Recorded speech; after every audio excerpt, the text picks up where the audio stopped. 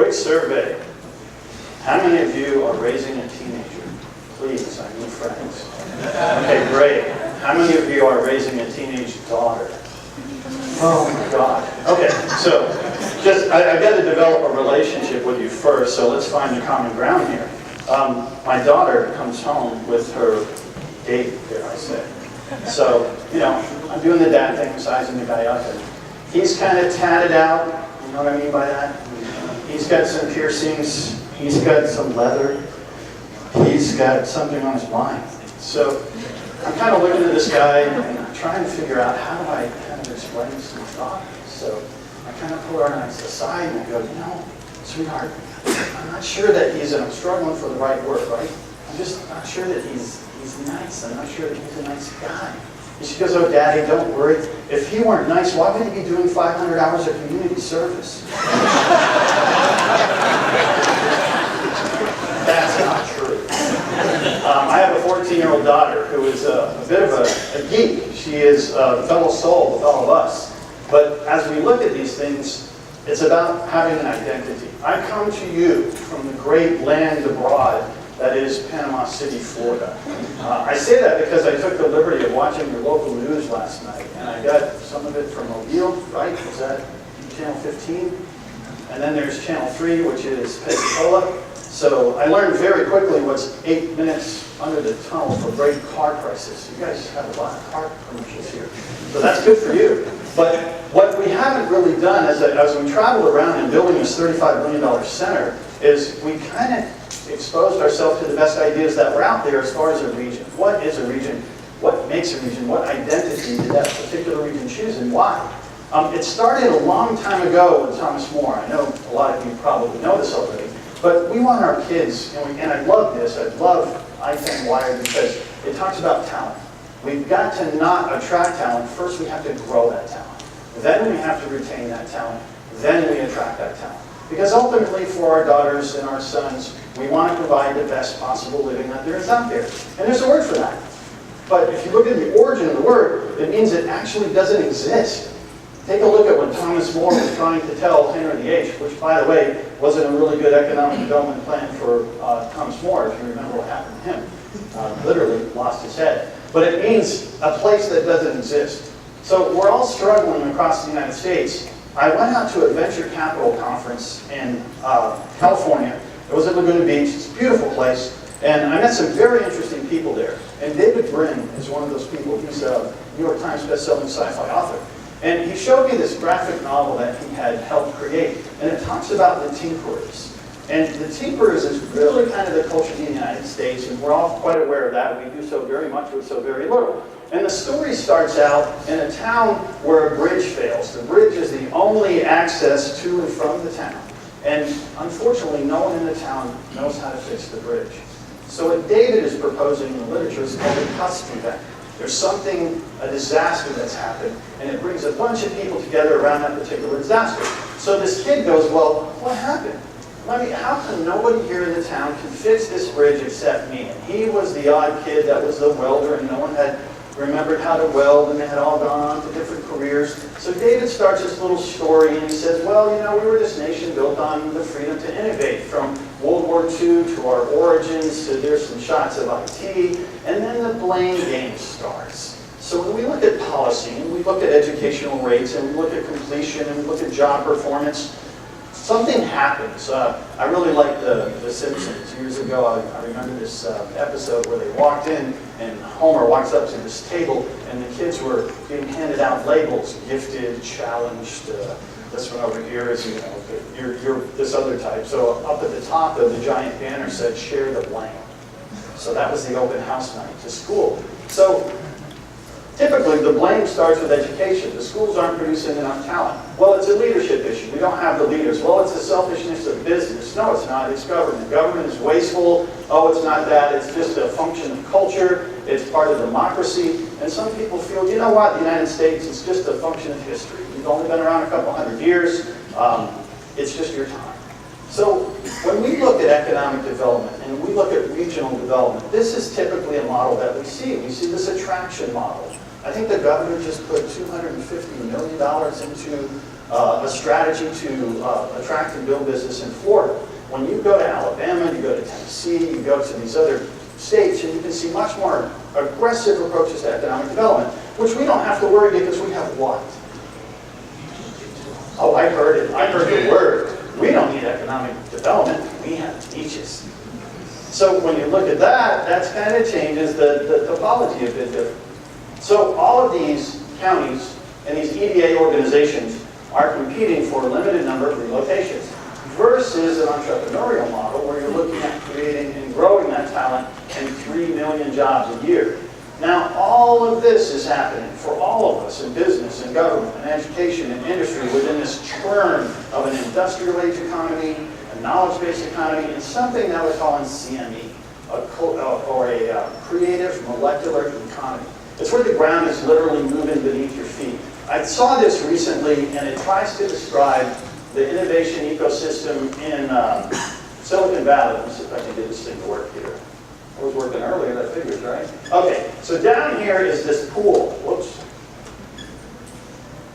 Down here in the lower left is a pool, and that's the innovation pool where you look at university startups and research, entrepreneurs, accelerators, corporate labs. This is the cauldron of ideas. So the whole system in Silicon Valley is to pull from that pool and help them rise up that ladder, up that landscape. It starts with angels and mentors, $20,000 each for startup ideas. Only 10% of those reach any capital formation. For venture capitalists, then they connect to their networks, keep going up the corporate ladder and adoption, and eventually they see success as an IPO, and all that talent flows back in.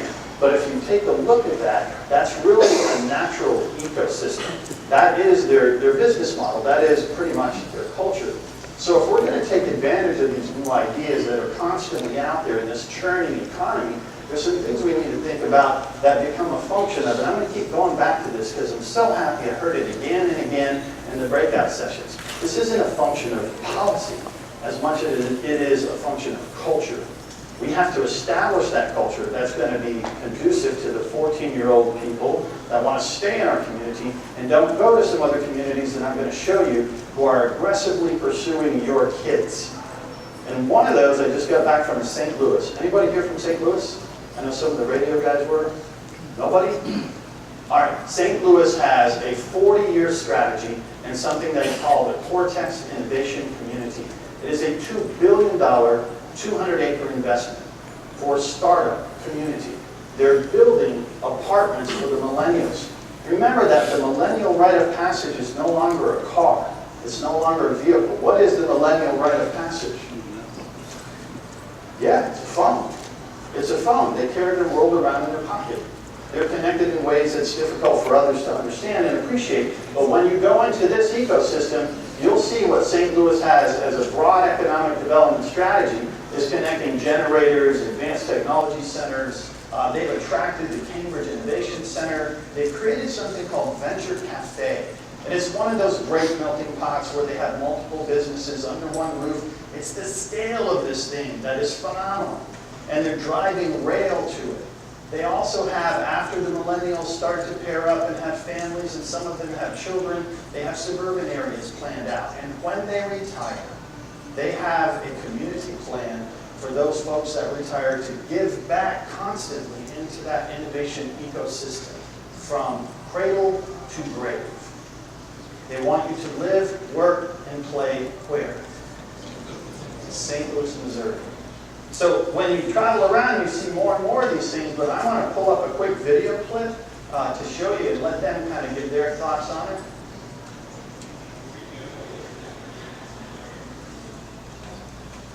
Going forward, how are we going to work together?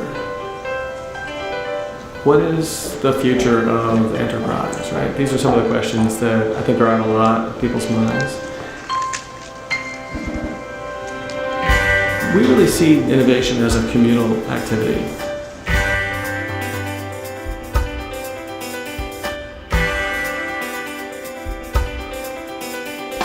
CIC is a physical environment which acts as a concentrator, where you're working on your own projects but you're also around other people who are innovating, who are likely to be able to open doors for you that you couldn't see opened any other way. The clients that are here serve as a tremendous wealth of information. The nice thing about here is everybody knows something you don't know.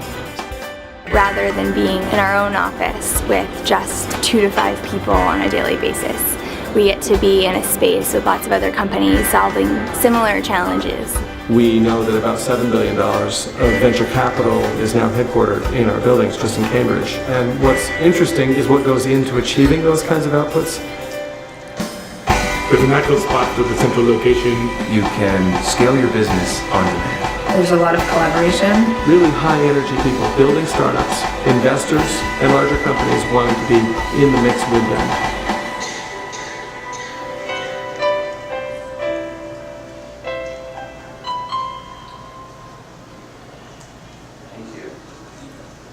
So what are they selling? They're not selling space? No, you're invited. You're invited, come join us. What are they selling? Starts with a C. Collaboration. Community, cooperation, one big word. Thank you. They are selling culture. Come be a part of our culture. Live, work, play. So that's what we're looking at across the United States. When you see this thing, it's several stories high. Some companies, they have single offices. They have offices for as many as 30, 40 people. There you see a young woman. It's kind of difficult on the left. She's got some material. I went in and talked to her. She imported some seeds from South America. She's working on a new fabric.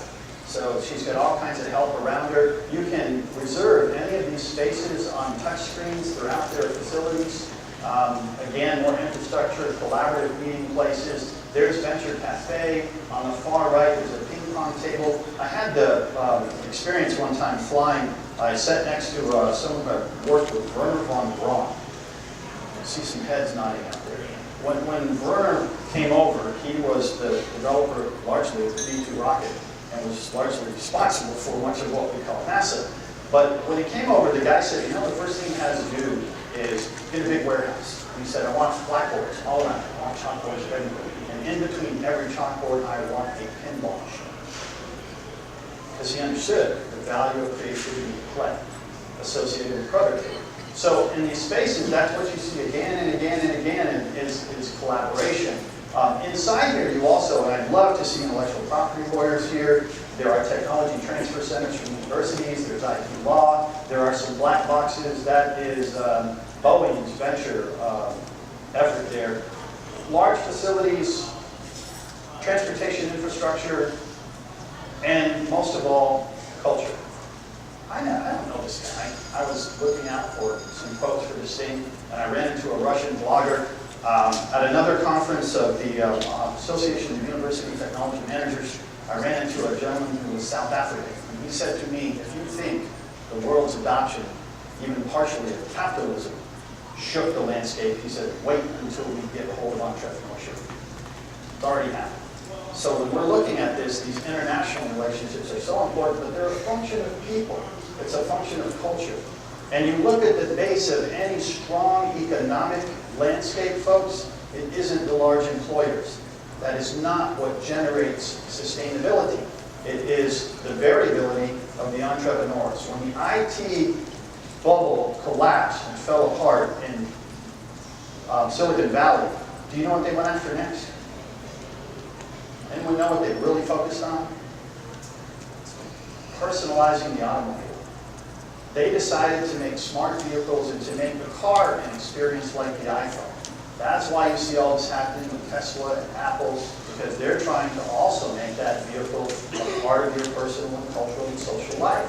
So what we look at is if we grow our own talent as an entire region from cola to cola and embrace the cross-state lines where we have wonderful infrastructure and relationships, we will attract those creatives.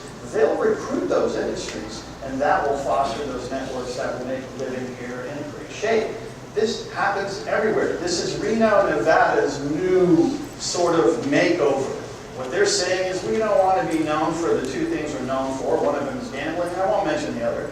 But on the left here, you'll see they have entrepreneurial events. I love ITEN Wired. We need to grow it. It is so wonderful to come from Panama City, Florida, and see this cluster here, but what I don't see is enough of Bay in Walton County, in Washington, and those other political partners and all that creativity that we have just a little bit east of me. We'll get there. The cultural events are essential. Look at their model. Startup funding, entrepreneurial resources, groups, spaces. This isn't happening just there. You ever been to Paris? When you look at the French culture saying to itself, hey, you know, we might learn something. You've got something to pay attention to. They are as well beginning to really actively target entrepreneurship as a core. It's not just Silicon Valley, it's Nashville reinventing itself from Music City to healthcare and IT. It's Chattanooga going from the worst national air. Walter Cronkite got on TV in 1971 and said, guess where the worst place you could possibly breathe is? Chattanooga, Tennessee. Have you gone there lately?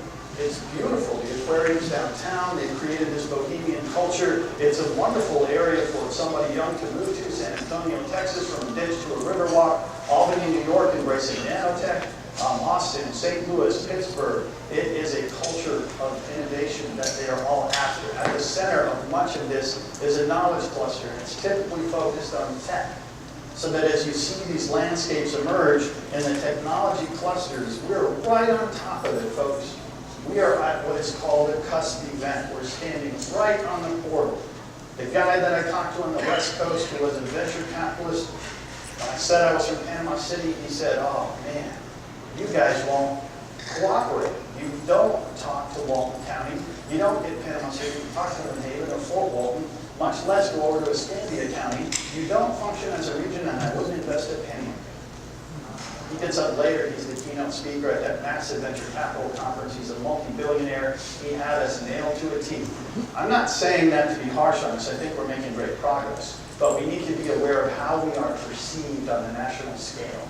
So the more we get ITEN event and these together, then we can start to develop the knowledge clusters that are known around the globe, from Munich, Helsinki, Ottawa, and beyond. So we're kind of at where Nashville was, at a tipping point. Nashville I guess it was over 20 years ago, they started something called Align Nashville.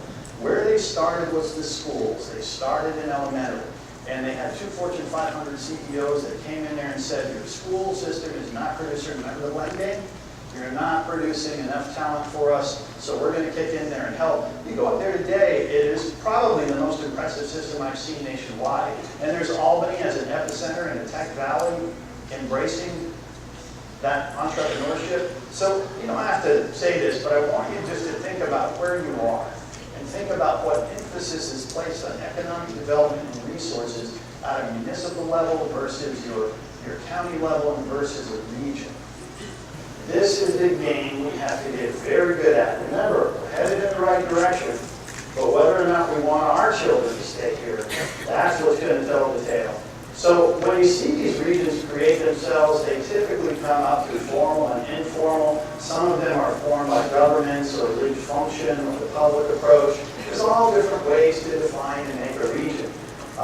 Typically they're done politically. The states are divided into the counties, and there's Florida divided up. If you'll notice that Northwest region, we are 1.4 million people. We recently passed New York State, which I came from, as the 3rd most populous state in the United States. It is California, Texas, and Florida. We represent 1.4 million people in a population of 20 million. That itself represents a political and resource challenge. So we've got all this great infrastructure because happily, as Miami and Tampa and Jacksonville and Orlando choose the lesser of all evils, we wind up with great state representation. And we wind up with some influential money coming into the Panhandle. We are also known a bit as the Gulf Coast Aerospace Corridor. I love this initiative. I've been to a couple of these conferences that stretch from, Mobile's success and Alabama's focus on that cluster into the supply chain that could be Panama City. If you go down to Indian River, they have renamed themselves from the Treasure Coast to the Research Coast. And they've drawn in millions of dollars of industry with that rebranding. Take a look at where you guys are. A wonderful name with Innovation Coast and the outreach from the travel times within that zone. But I come from the almost forgotten coast.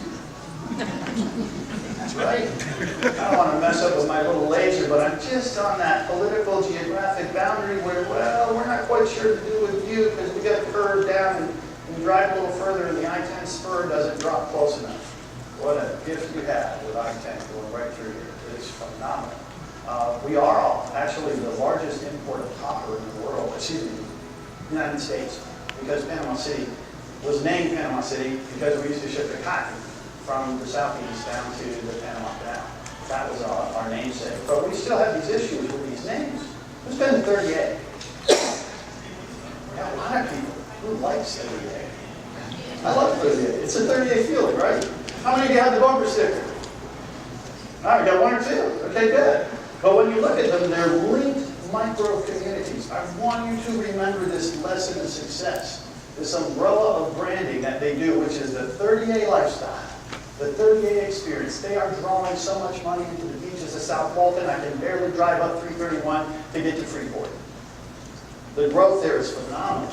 The branding is brilliant. What's coming next is the West Bay sector. That, folks, is a 50 to 100-year plan, where they grid out the areas that are designed for the culture, those things where people can live, where they can work, where they can play. It's coming. The great thing is tying it all together. When we look at Florida's Great Northwest and we identify our economic cluster, what if we look at it this way? What if we say, hey, let's focus on our workforce talent, small business development, put the entrepreneurs in the middle, and get some growth development strategies. What you see there is an architecture rendering of the Advanced Technology Center at Gulf Coast State College. But look at what is in the middle of that model. We are more focused on the entrepreneurial culture and growing those entrepreneurs, because entrepreneurs that are grow local tend to stay local. They tend to invest and continue to be part of that community. So what do we put between our workforce talent and our economic development? That community of entrepreneurial ecosystem for business, industry, education, and government. You saw the results of some of that last night. I hope you saw Professor Garrett, and I hope you were able to get away from him. I love the guy, but it's a great conversation. And then the challenge is, okay, guys, he's so excited about his students and what they can do. And that kind of enthusiasm is what you want in your culture. So as you connect the workforce development to economic and business resources, but at the end, you guys, it's about culture. When I go to Milwaukee and I go to Gateway Technical College, their relationships with Harley-Davidson and all the entrepreneurs that they have, when I look at Alignment Nashville and their career readiness, every student that walks the stage in the Nashville school system has one of two things. They either have college credit up to 12, 16 hours or an industry-recognized certificate, every single one. So here's our little entrepreneurial ecosystem in Bay County. I love what you've got going. I've been to your incubators. We have a great relationship with the University of West Florida, Pensacola State College. What I'm saying is we're getting there. We're getting there. Remember our story. So the question is, when the bridge breaks, when the talent chain breaks, when there's some kind of challenge and we all have to band together, what is it that America does? We're so good at this. We always do the next great thing. I look forward to doing the next great thing as your partner. I look forward to this region growing. I look forward to ITEN growing, and thank you for listening.